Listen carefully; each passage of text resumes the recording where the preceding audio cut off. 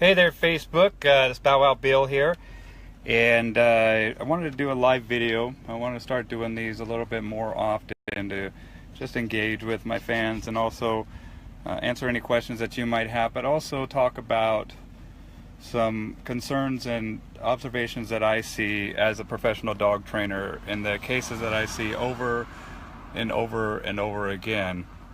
And so I can share some observations with you so you won't make the same mistake that I see so many others make with purchasing a dog, choosing a dog for themselves or their family. A lot of times people go to shelters and go to these rescue groups, and they have the best intentions in their heart, but a lot of times people don't take into account how big of a decision purchasing or getting a dog into your life is. And I often tell my clients that it's a decade decision.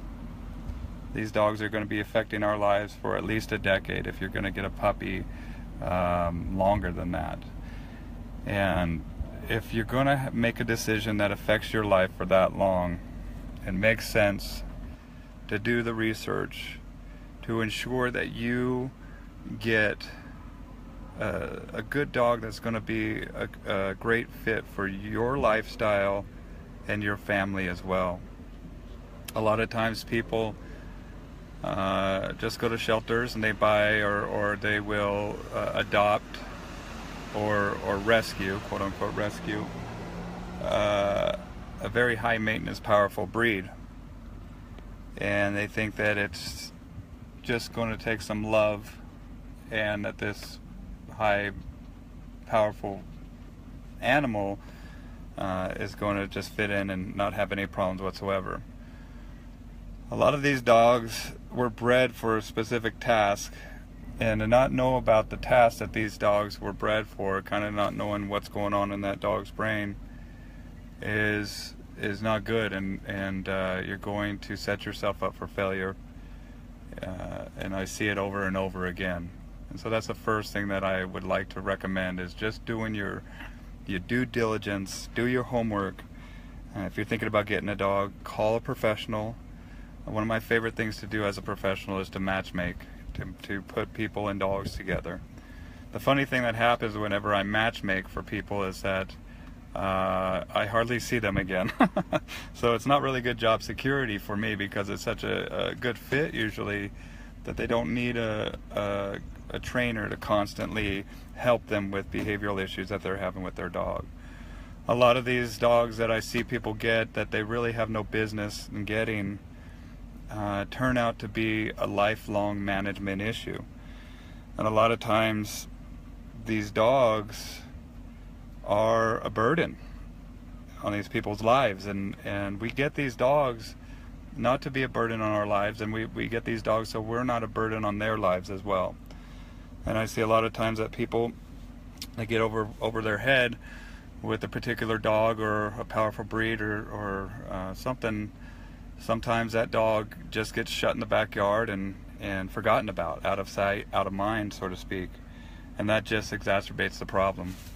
And so, that's the first thing that I would recommend, is do your due diligence, do your homework. There's lots of books out there that will help people pick out a dog that is right for them and their family. And there's also little tests that you can take on different websites that will tell you all these different breeds and possibly the right dog for you and your family. And so that's what I recommend. And then the second thing is when you bring a dog into your home, communicate with the family members about the expectations of what we want to see with this animal, and the expectations of showing the animal the proper structure and routine of that particular household. And so communicate with each other and have a plan, and go get tools and go get all the stuff that's going to get you off on the right foot with the relationship with this dog, and work with them.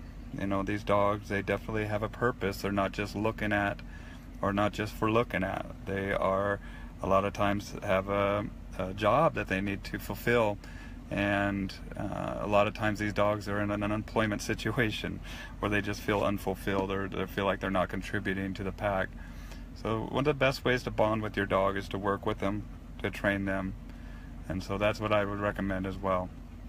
So I'm going to try to hop on here once a day, if not a few times a week, and just chat and speak off the top of my mind on some things that I feel are important. So if you enjoy this, then make sure to give it a thumbs up, and thanks for being a fan of my page.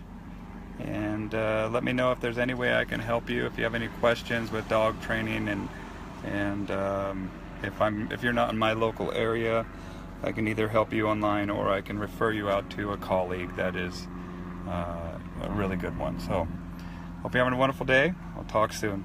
Bye everybody.